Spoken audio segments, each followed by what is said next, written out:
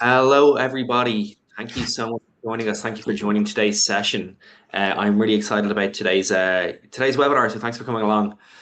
Today, we are here to have a candid conversation around findings from the Voice of Security Report 2026. We'll be discussing lots of exciting things, top AI use cases, burnout, new skills that security analysts and security professionals need to gain and stay on top of, AI governance, and even security visibility with the board. So hopefully it'll be a really fun conversation. It's going to be a conversation between me. I'm Thomas Kinsella.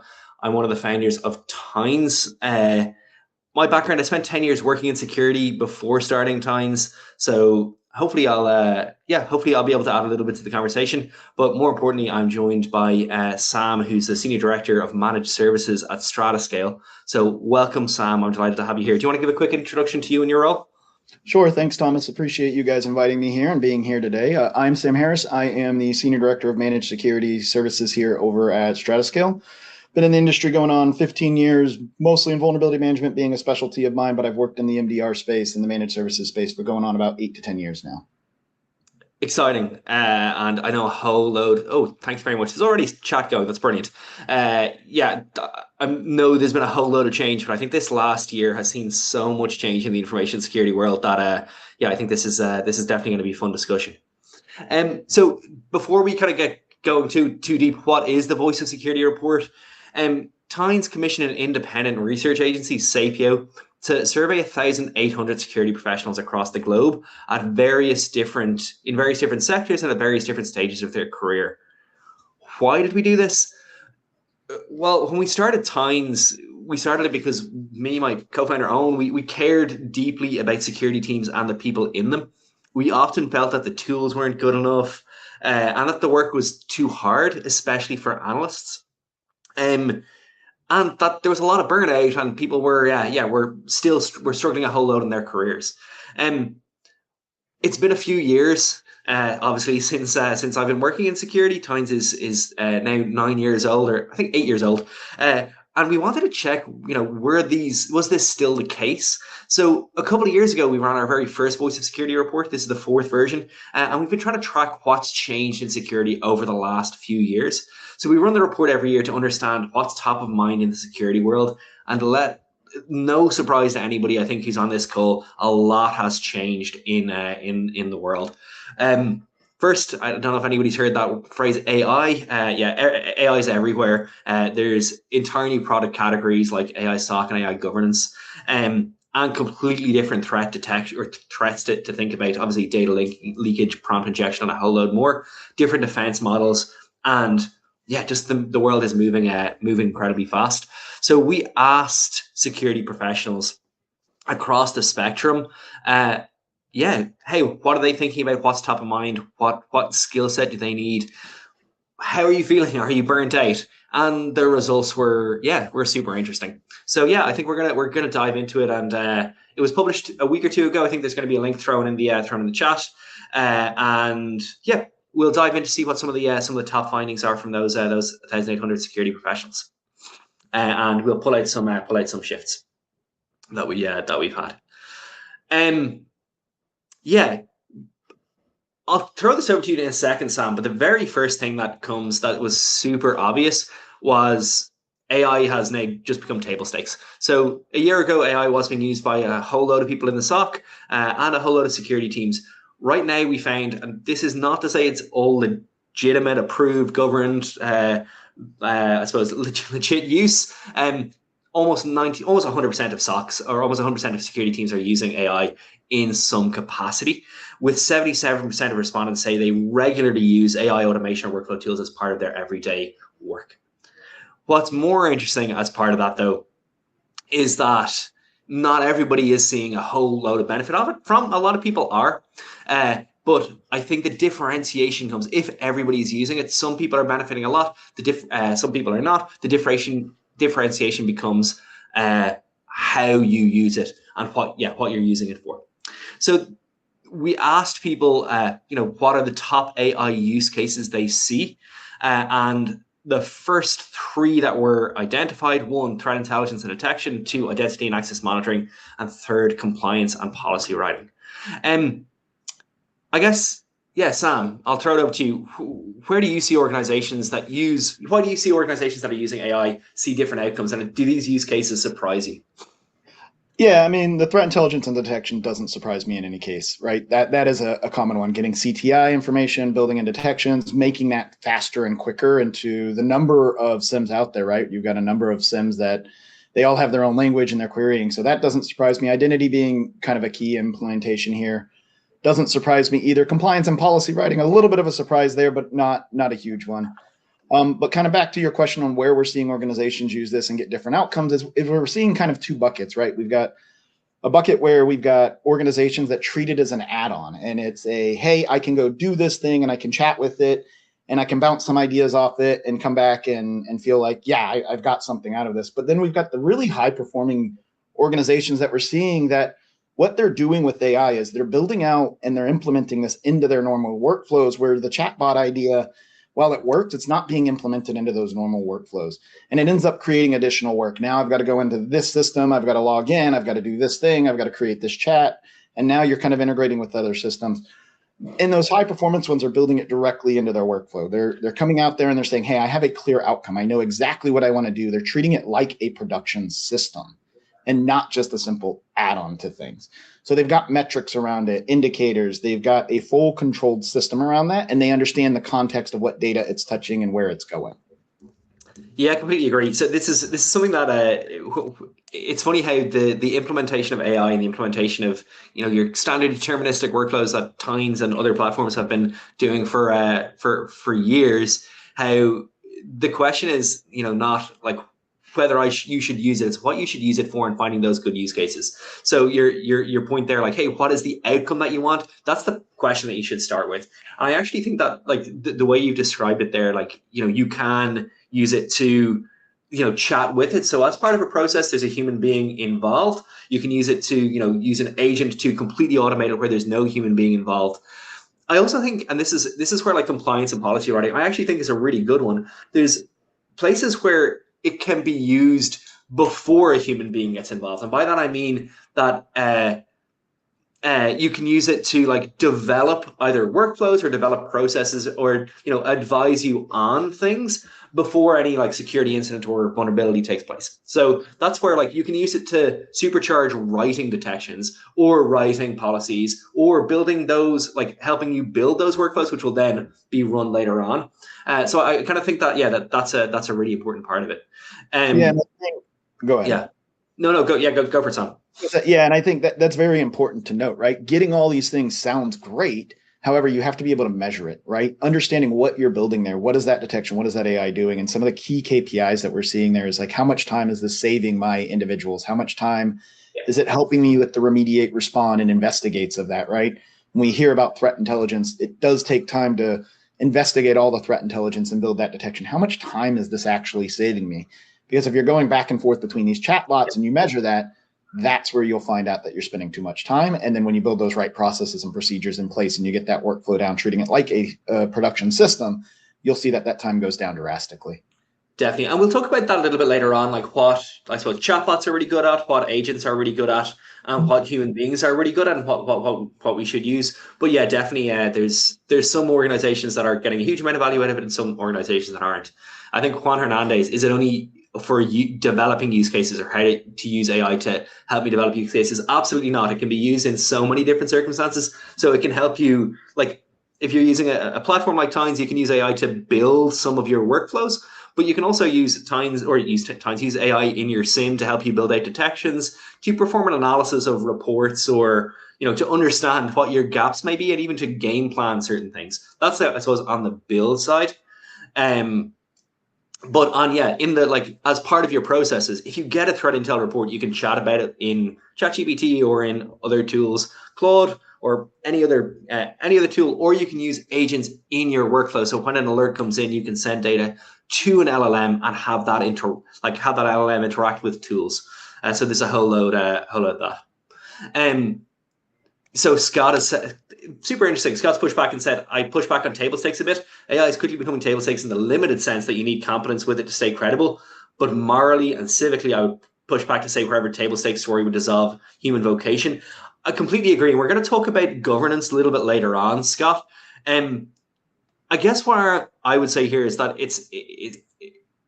even if you agree or disagree with its use, it is being used. So the genie is out of the bottle. And as much as I'd like to, you can and people do, prevent use in your environment, but shadow AI is going to exist in that circumstances. But we definitely should, we definitely should be able to, have governance and control around that. So yeah, I think there's a lot of really good AI use cases. Obviously, threat intelligence detection, investigating cases, especially those long tail security cases. AI is incredible. Understanding threat intel, it will have a deeper understanding, frankly, of things than the vast majority of humans. Same with auto triage and rating, and I think so some folks are reporting on that. Yeah, and then obviously the reporting and writing. But the next part of the report that I found this was particularly interesting, Sam, was that despite active AI adoption, manual work remains a major driver on time and energy, and more AI hasn't meant less work. So at least to me, and maybe I'd love to get your thoughts. 81% of from the survey said their security team's workloads has increased in the last year, and burnout is rising. Does this surprise you, Sam? No, not at all. So I think this kind of relates back to it, right? In leadership, I think you go out there and you look at leadership roles and things like that as a starting point, and you see decision fatigue is a big thing, right? Especially when it comes to those things. And the same thing is absolutely true with the analysts, is there's still a number of decisions they have to make and validation steps that they're having to do because AI is there. Now, what do I do with this data now that I have it? What do I need to do? And where we're seeing success on that is really treating AI almost as a junior analyst or a junior of some sort, and getting in those and saying, hey, here's the playbook, here's the guardrails, here's what you need to do. But you don't trust just juniors to go out there and be successful and be seniors and be acting like that. You have those guardrails, you have those escalation passes, procedures in there that help that. And then that drives down those decisions because they're able to follow that playbook. AI is following a very guided playbook, which then leads into that human interaction after the point.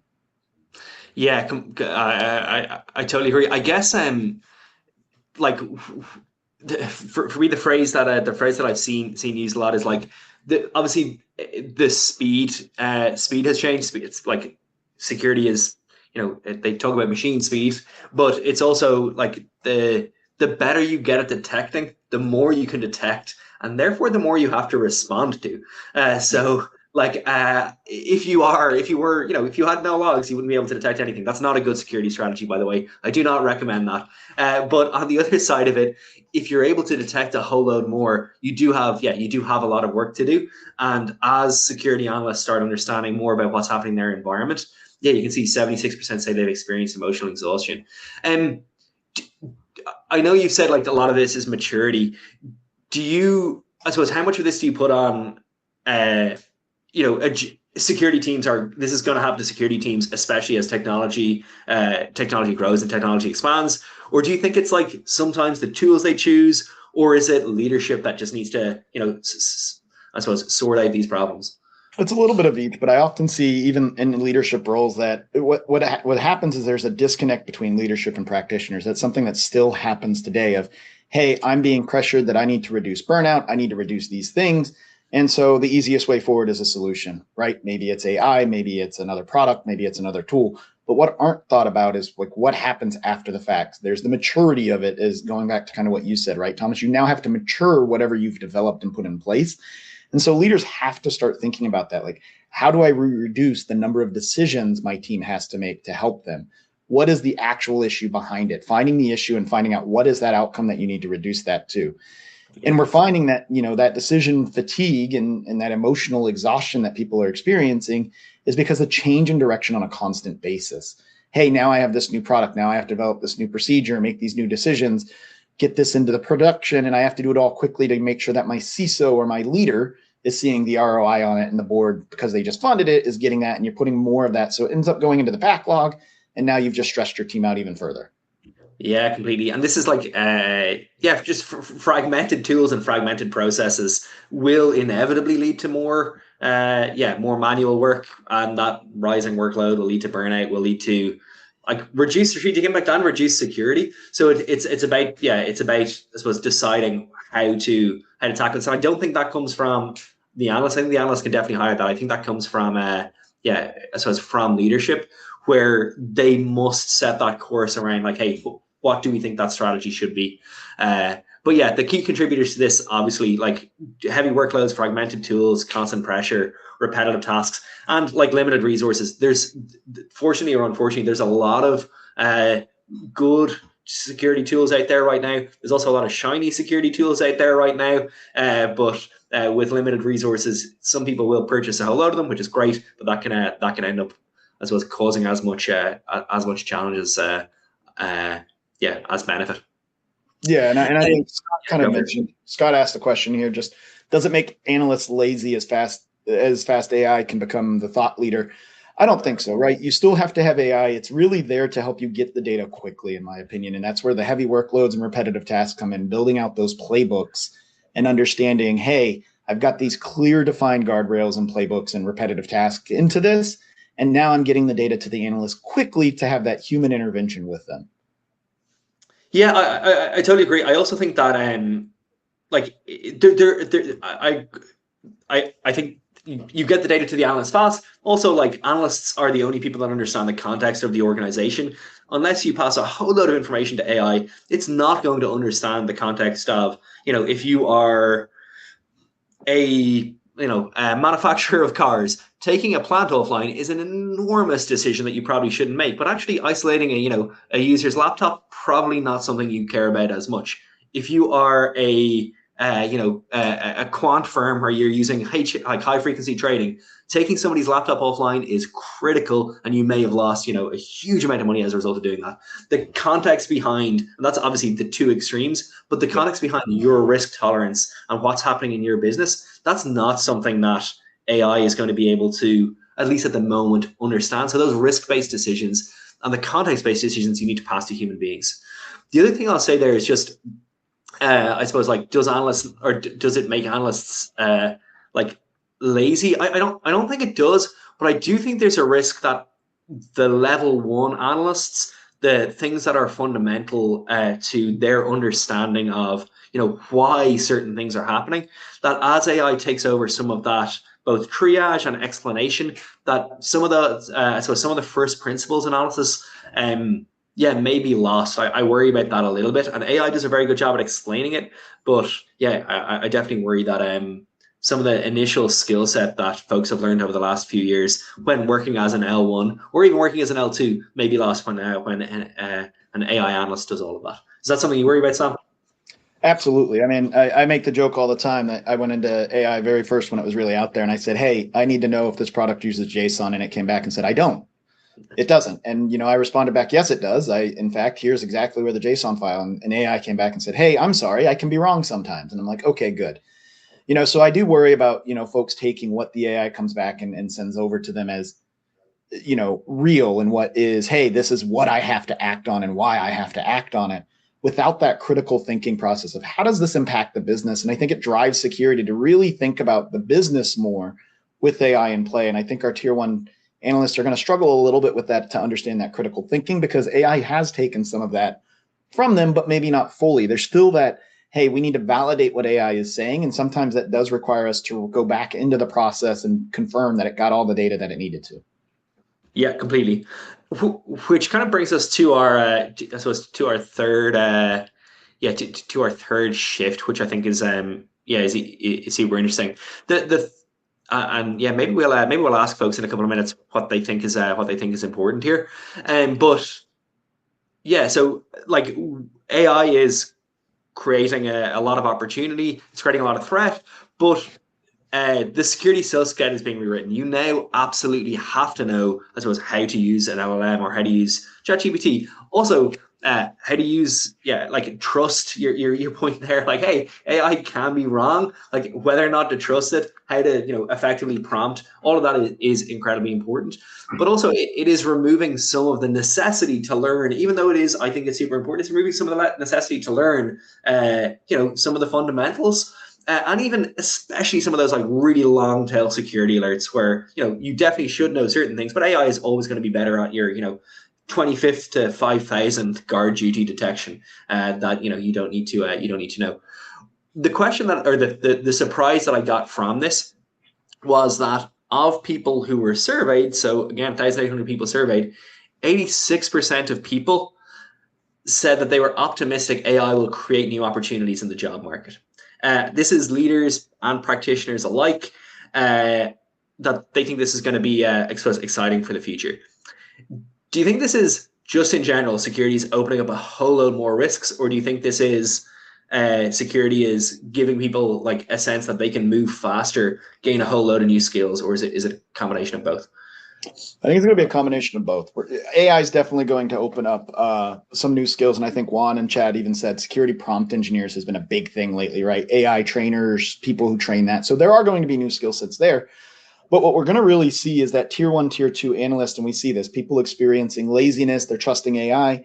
Interviews are going to shift and skill sets are going to shift to more of a, hey, I need decision makers. I need people who have that critical thinking skills. And it's really going to be about, now that you have all of this data in front of you, it's not the same concepts and everything that's happening. It's more about having that decision tree and understanding what those risks and adverse reactions are going to happen if you do that from that ground level. And I think we're going to see a lot more questions around that in interviews when it comes to interviewing individuals and getting them into security of, hey, what would you do in these scenarios? Almost in a CTF style simulation of, hey, you were put in this scenario, you were given this data. What's the decision you make? What is the business outcome? What are you going to do? How do you mitigate that? And having those conversations to ensure that people get that critical thinking skill and don't show up and get that laziness from AI just giving them the data.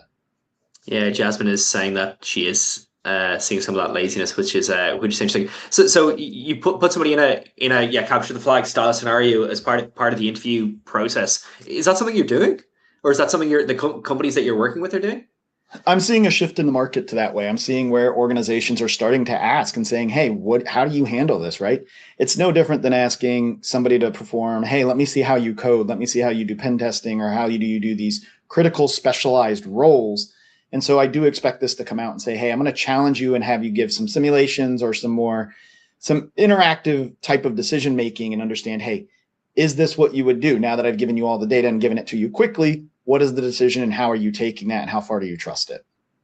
Yeah, so this is Scott's kind of saying AI supervision, but it's really like that's strategy and judgment rather than the hard skill set. So does the hard skill set become less and less? Like, I'm a big fan of SANS. I have a SANS cert myself. Has SANS certs become less relevant? I don't think so. I think that specialized comes down a little bit, right? You don't really need to know a full focus of programming languages, right? We have folks out there like Claude who specialize in this now and can get you a script and help you guide through that, right? Getting through that. But I do think there's still going to be that, because you've got to have that critical thinking skills. You're still going to have the base skill set, the foundational skill set that these certifications like SANS helps you set up with to be able to make those critical decisions. So you're not making it in just simply a, hey, is it yes or no? There's a black and white area that you have to live in, the gray area, and understand the security versus business risk and how do you get there and what that actually means. So I do think those certifications are going to be relevant, just maybe not to the extent they are now. Yeah, I get it completely. And then obviously, so I suppose security AI is making it's making it easier for attackers as well, which means that like there's we will have to respond more, and also, and we'll talk about this in a little bit, like security is definitely a board level discussion point, and actually even just like a C-level discussion point where it seems to be just more in the papers, which is so it's good for everybody, on this call. It may help, maybe we ask folks on this call, like, what new skill do you think is going to be important for security professionals this year? There is a poll button, so we can go to the polls tab. Just in general, throw in if you don't see the answer there, or the answer that you want there, maybe throw it into the chat as well. I'd love to see what folks are thinking here. So okay, we have no votes. Oh, we do 2 votes so far. Not a huge amount. Data governance, data ethics. Yeah, completely agree. Okay, I don't know if there's some issue with the poll here. We don't have too many folks on. 2 votes, 3 votes. AI prompt engineering. Okay.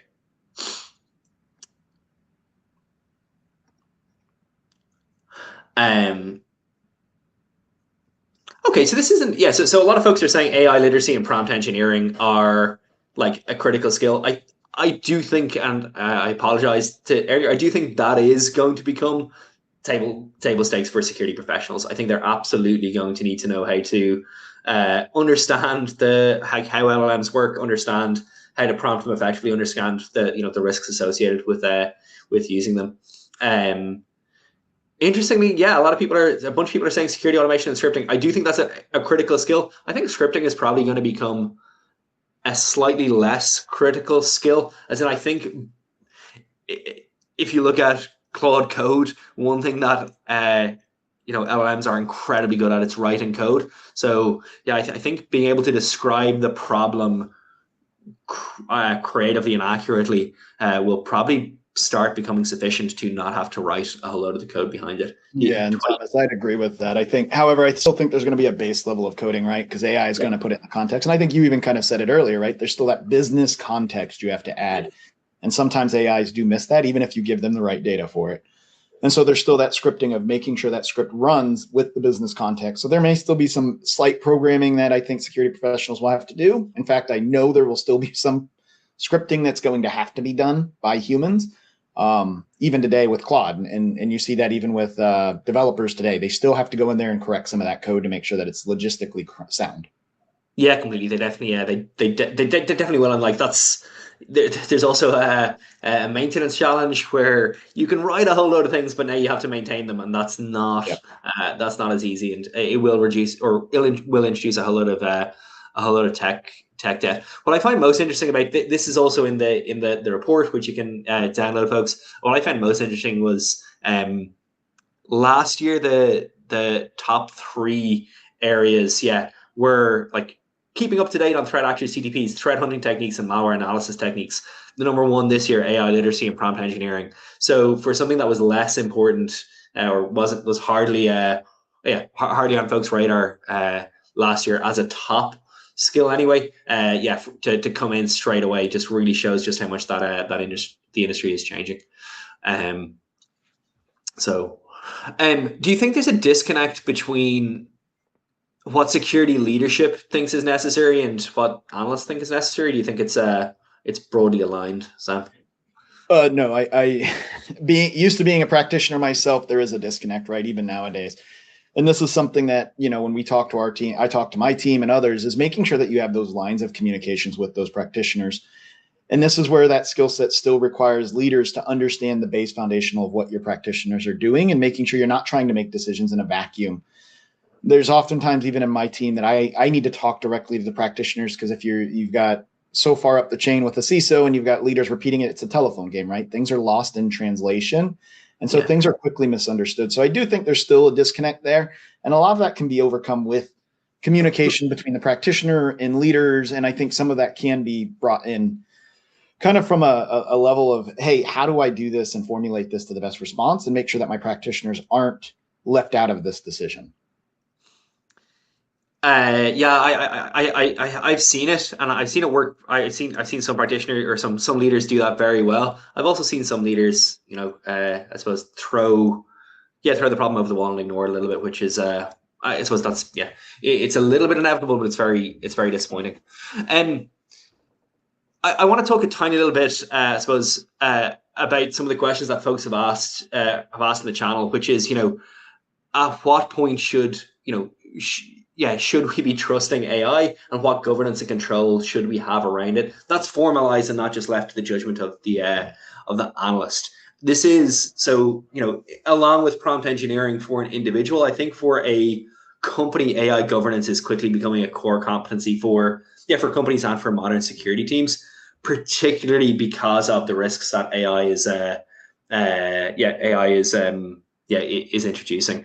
For folks that may not be 100% 100% familiar, AI governance isn't just hey, what model am I using? It's like guardrails, standards, understanding of what it's being used for, so that you can put in place those measures to understand what it can do, what it can't do, what the decision-making process looks like, and I suppose the transparency behind that. So this is something that's becoming this is not table stakes, but it's definitely becoming more and more important. One of the stats that like show up in the report was that half of organizations now have a formal active AI policies, which more starting progress, but 35% still cite governance and compliance as the top barrier to effective like automation and use of AI. So I think there is a reluctance to use AI formally. That does introduce some shadow AI, but yeah, it does, I think, signal that that maturity around this is lagging behind, I suppose, enthusiasm for AI adoption. So I'd love to get folks' thoughts about that. I suppose, yeah. Before I'll jump to a poll in a second, but Sam, any thoughts on, I suppose, any thoughts on good organizations that are, or how organizations are embracing governance well? Yeah, I mean, this really comes into, where we're seeing those high performance organizations come in is when they put that plan in, they treat it like a production system, right? And I go back to the age old, when you put production systems in, you should have good governance around them. You should understand what they're touching, what they're doing, what the backup plan is, what the gap analysis is, and you should go through all of that. Most businesses don't just throw something out there, or they shouldn't, I should say, throw something out there and say, hey, this is now in production, right? You need to understand the capabilities and what your plans are and who your stakeholders are. And that includes for AI, that's going to include what data am I allowed to touch versus not touch, what decisions am I allowed to make, and on even down to the system level. I think you even kind of used manufacturing as an example of that. I don't want to touch the OT network because I will cause problems. So AI, that is out of bounds. Setting up those guardrails and those, what, as you kind of referenced, is the table stakes of like, this is the table stakes of what you're allowed to work with. Don't go outside of this. That's going to be where those organizations get into clear, good AI governance. I think where the struggle is that people are still trying to figure out what AI actually is going to do for them and how is it going to be successful in their organization. Yeah, completely.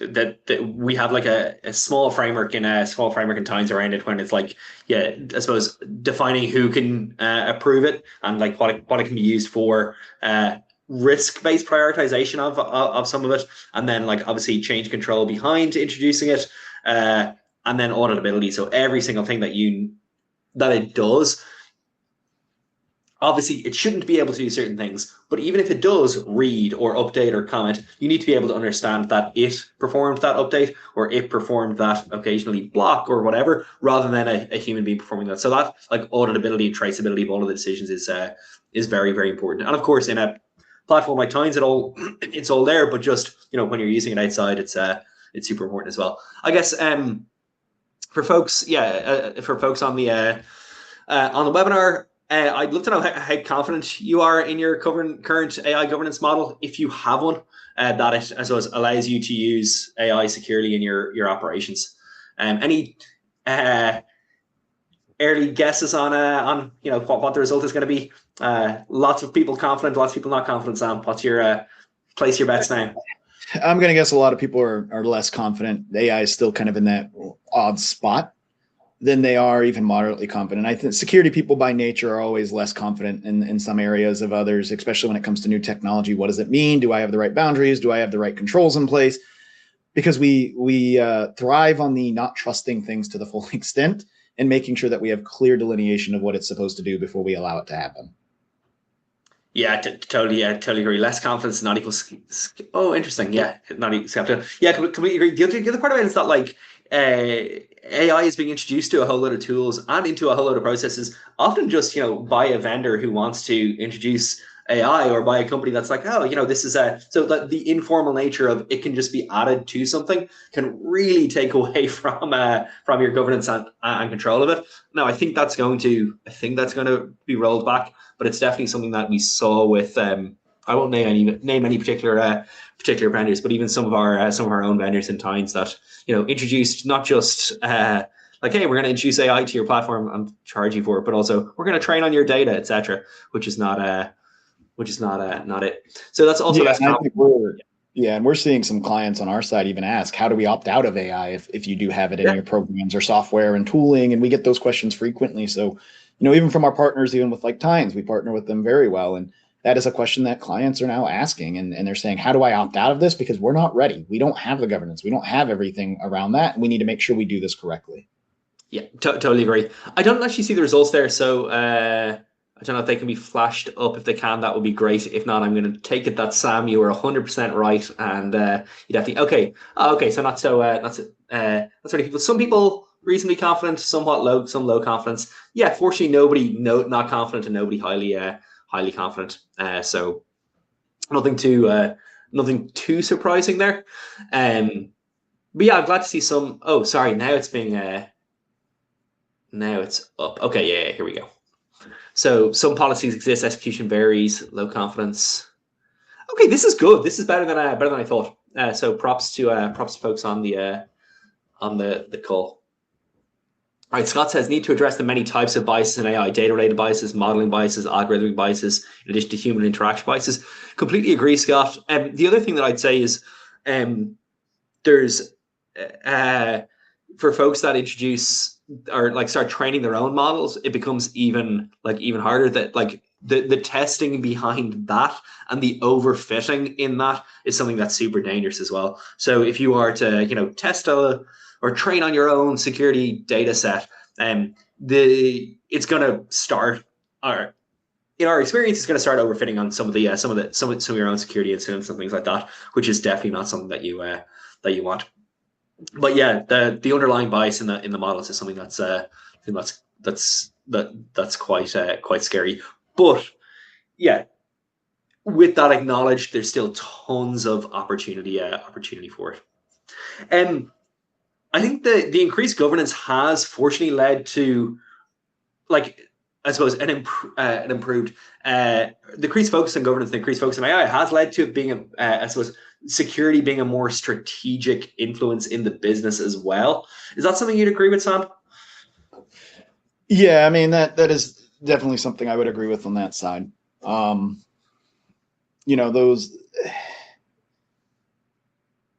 Yeah. I suppose if you're a security leader, how do you take advantage of the fact that people are suddenly concerned about governance and suddenly concerned about the use of AI into, I suppose, long-term strategic influence?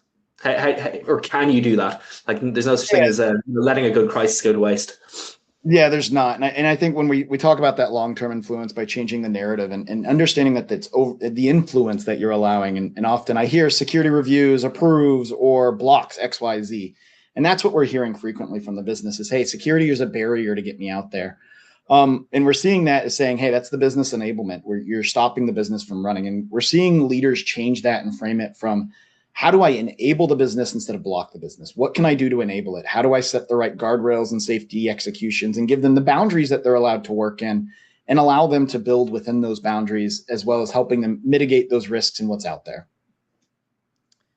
Yeah, it's like I think long gone are the days where security can just be a blocker. But yeah, I suppose security being I think at the forefront and helping make those decisions and being at the table to make those decisions is definitely where it is. I suppose in that circumstance, like where we know as security leaders, we have to influence the business positively, and we have to understand, what influences the top line, what influences the bottom line, and I suppose how you make your money. That and inevitably, if you don't use AI, you're gonna, some organizations are gonna start like falling behind.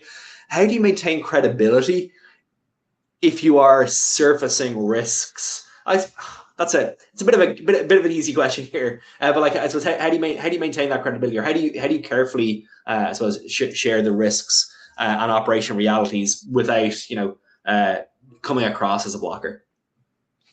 Yeah, so you've got to share the risk with the business. They have to understand what you're concerned about and really spread that out and make sure you understand what they care about and find that common ground. We're seeing that on a regular basis, is talking to the business about the risk reduction, talking about, hey, how do I enable you? How do I protect you? And making sure that we're not eliminating the risk, but we're just ensuring we understand it, we're mitigating it, and that we can keep the right detections on it, the KPIs, and monitoring that so that we see, hey, this is going out of control. We are seeing this being XYZ and putting those metrics in. And that's where you'll see that good governance and kind of all the topics we've talked about here today take into shape of that to ensure that we are taking away from some of that risk topics and still enabling the business, but giving them the boundaries to work in.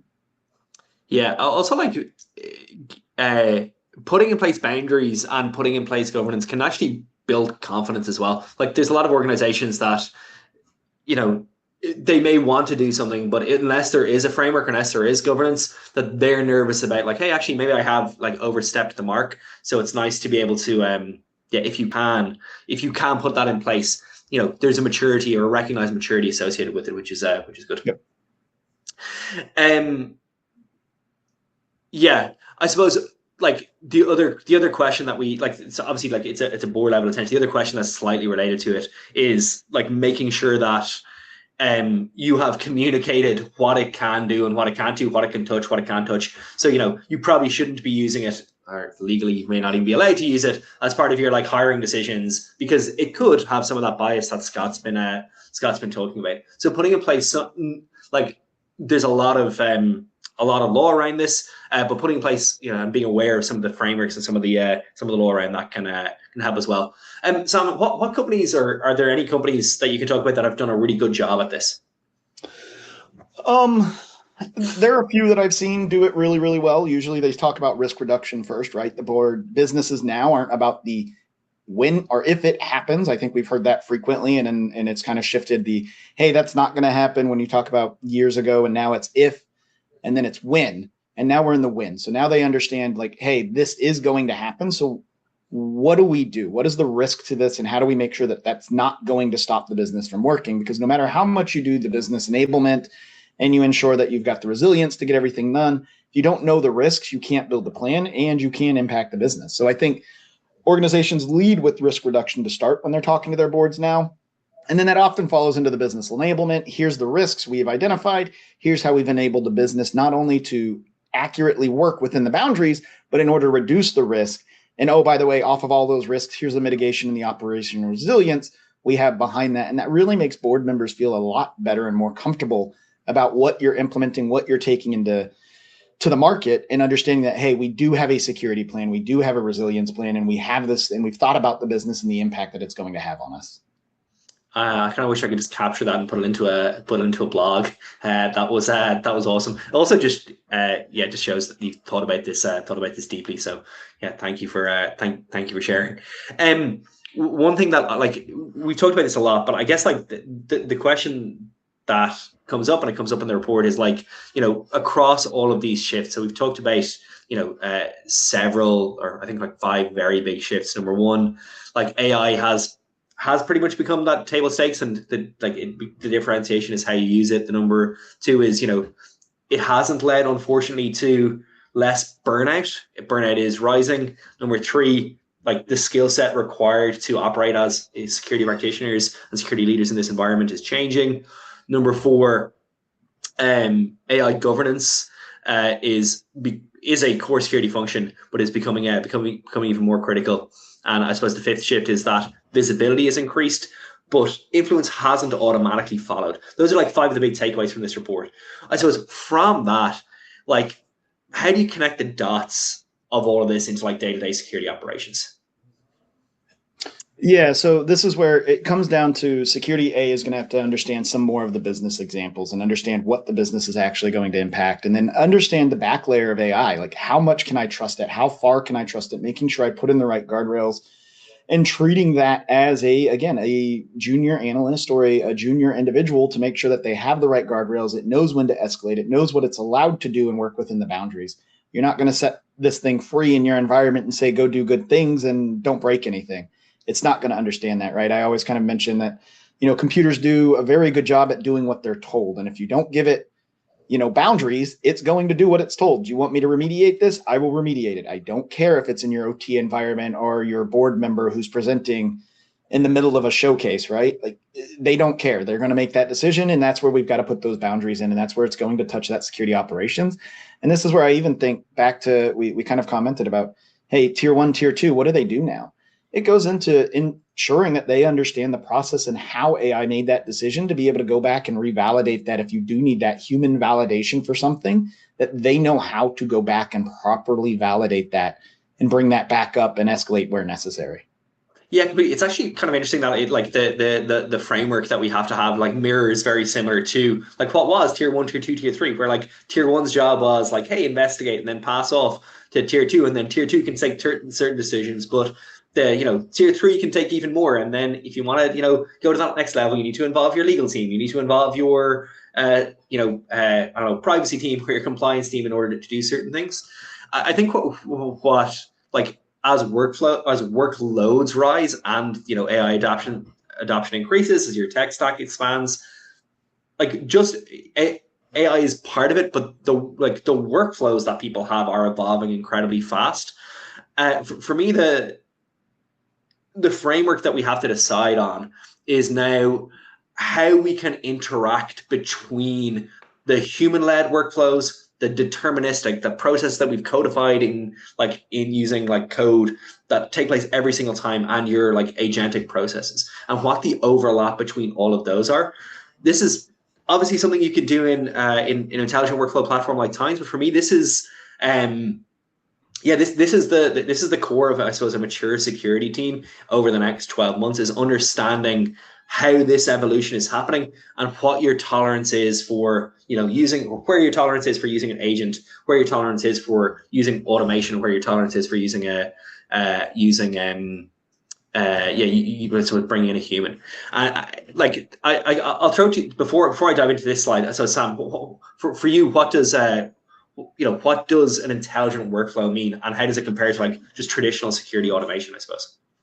Yeah, so really when we talk about intelligent workflows, that's taking the unstructured data and putting context around it and bringing it up to speed very quickly in the right kind of framework that you needed it in to be able to do that. Where traditional workflows, you have to build out that unstructured data and put it into very rigid guidelines, predefined rule-based steps, structure, so that you can get those repetitive tasks. So you see where AI is going to help quickly advance that with intelligent workflows. Hey, here's where the data is, point, go, get that data back, put it in this structure, do these things. Versus on the traditional workflows, we've always had to have that human kind of help devolve that, or have some other product or tooling that puts it into the right data structure for the tools to use it correctly.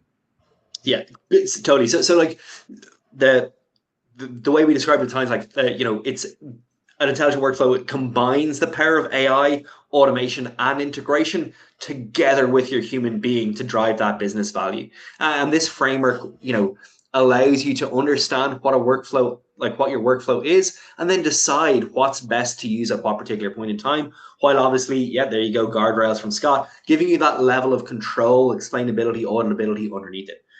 The framework that we use here, and again, you can like spin up a community edition of Tines, get started, or start automating with AI, with deterministic workflows, and bring your humans in the loop.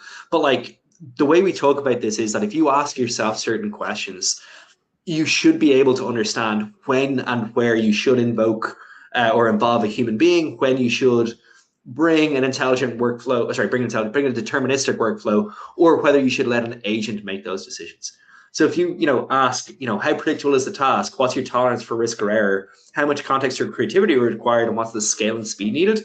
You should know. So if you've got something that is super predictable, it happens, maybe several times a day or several times a week, exactly what should happen. If you've got something that requires or that does not tolerate any error, if you've got something that, there's, very little context required, and that context can be hard coded, or if you've got something that needs to happen incredibly quickly, those are things that you need a deterministic workflow for. So you should be using a code or I suppose a rules-based decision framework for that. And that's okay. That's like super valid. It's very cheap. It's incredibly fast, and it's something that you should be able to do. However, on the other side of it, if you've got something that's not very predictable, where you've got very little tolerance for risk or error, where you need to understand that the OT environment, that there's context and creativity involved, that the OT environment is really important to you, or that actually that that particular team may have an offside and is on holidays, and it needs to happen reasonably quickly,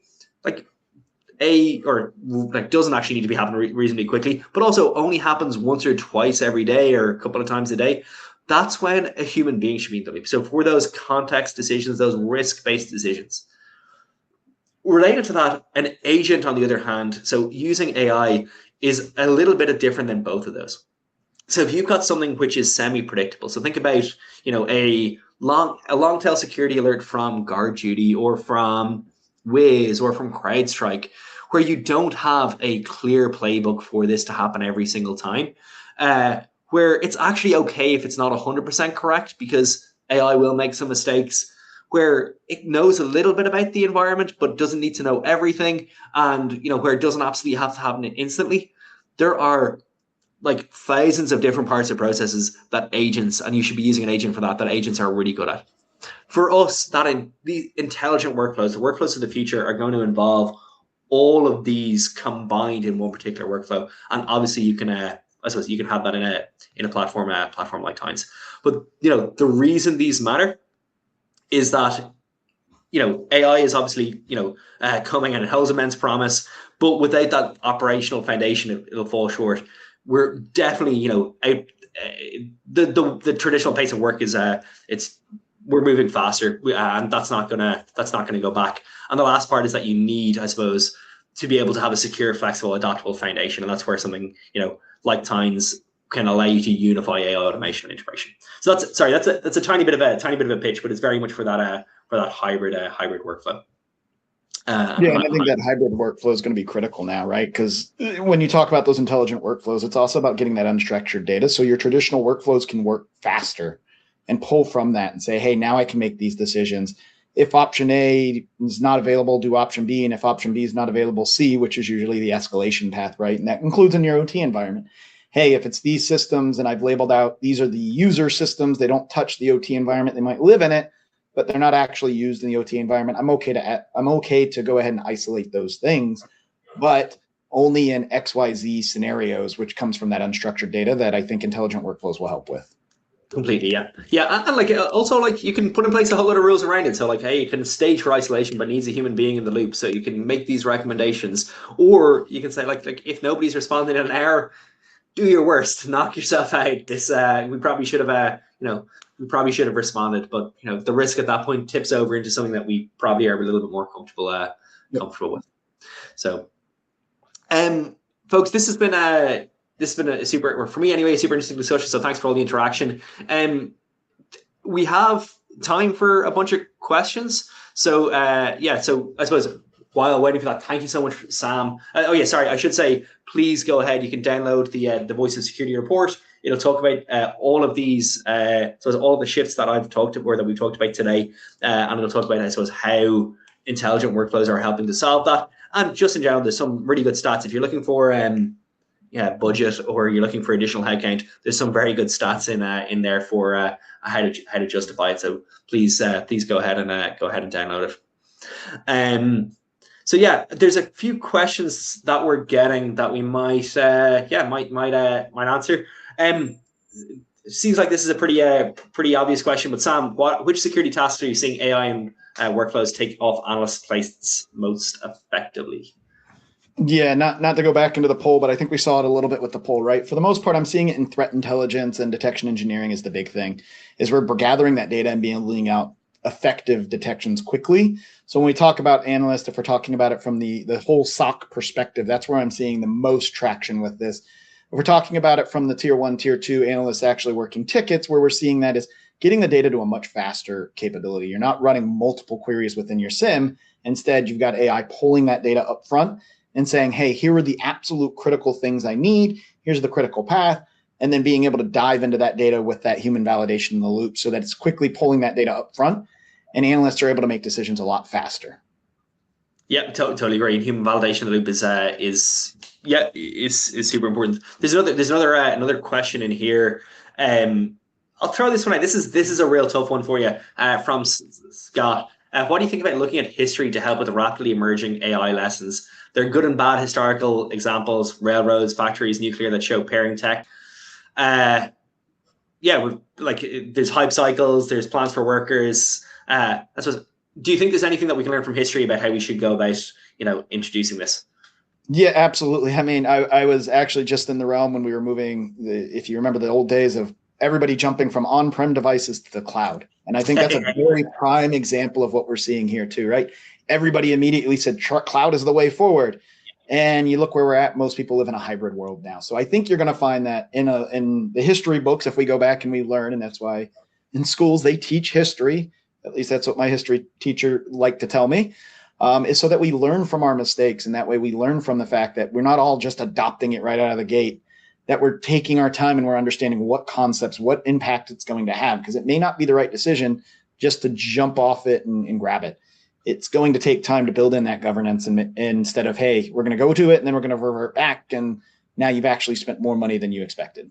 Yeah, and like I think to totally, and that's actually where the previous slide of those like three things like really helps that there's certain things and your risk tolerance as one organization may be completely different than another like almost identical organization just based on your culture. But yeah, the only thing we learn from history is we should not learn from history. Yeah, the other phrase that I frequently get though is that there's an old Maginot the old Maginot line in France that generals are often fighting the last battle that they've lost. So, we will very much be fighting all of the threats that are coming, that we're familiar with. So that will be your, EDR, your standard cloud security, your, defending your current environment. There's going to be brand new threats that AI is going to introduce. One of the threats that obviously is appearing, but is I feel is going to become an arms race. Like Claude Code or Claude, I suppose Opus 4.6 is unbelievably good at finding vulnerabilities in software, and that's going to basically introduce an arms race between attackers who are going to get their hands on software in fulls and defenders who are going to have to respond even quicker. And so I think that there's a danger of just using AI to understand those attacks and those patterns that we're super familiar with. It's going to introduce a whole lot of new ones. That's something that we're probably familiar with. So it's a known unknown, but there's unknown unknowns as well that I think we're going to have to factor in. So yeah, good question. Good question, Scott. Delaney says, if security teams get AI governance and workflows right, what does great look like a year from now? That's a really good question. I mean, that's a challenging question, right? Because it's going to depend on the organization. But I think if we can get it right when we talk about AI governance and workflows, is it's really making sure that we understand exactly what those are touching, what it looks like. So what does great look like? Controlled AI is kind of what I label it as. And that is, hey, now I have all of these things. It's getting my analysts speed. And that is the biggest thing in security we can do today, is enabling our analysts, enabling our teams to be able to make effective decisions quicker, as well as less decisions, to reduce that decision fatigue that they have to make on a daily basis. What log do I need to look at? What action do I need to take? What do I need to think about doing as I'm doing this investigation? AI is really going to help with that, but understanding what boundaries it has and making sure that our teams understand this is how that decision was made by AI, put the business context in it to confirm it. And that's where that human validation comes in. So there's checks and balances to all of this. And I'll go back to the security motto of trust but validate. And that becomes even more critical today with the use of AI, is trust it, but validate that it's actively working effectively. Yeah, completely. Yeah, completely agree. That like the validation and the control layer and the explainability layer is really important. I think also just we're right now, a lot of companies are reactive and saying, I do want to use AI, and they're jumping into use cases where they know AI will benefit, which is totally valid, but it's probably not strategically driven in terms of outcomes, more driven by opportunity. So like if you were to identify, hey, what are the biggest challenges that I'm facing, and can AI help here, rather than, oh, it looks like AI can help here, I should go ahead and do that, I think is something that we probably need to do. So like outcomes driven and a little bit more strategy or a top level thinking behind it would be where I think it should go in the next year or two. We may have time for a super quick question if it's fast. Russian proverb: trust but verify. I agree, but I'm not sure it's just a Russian proverb. I've heard that in lots of different faces. And then, do you agree? The more capable and open-ended AI becomes, the harder genuine control gets. At some point, it may fail entirely. Like yes and no. Like at a global level, yeah, absolutely. That's terrifying. I think actually we're probably going to get better at controlling it in in our own environments. But at a global level, yeah, I don't know what happens with AGI and or anything else. And I think if you do know, more power to you. So, okay. I think that's pretty much all we have time for. Sam, any last thoughts? Last words of wisdom? No, I mean, again, AI is out there. We've got to make sure that we're responding to it accurately and trusting but validating it. And again, I appreciate you guys having me on here and everyone for showing up and giving us a little bit of their time. Brilliant. Yeah, thank you so much for coming along. I've really enjoyed this conversation. Thanks for all the interaction, folks. And yeah, please go ahead, download the report, and we'll see you on the next one. So best of luck. Thank you, folks. Thanks, everyone.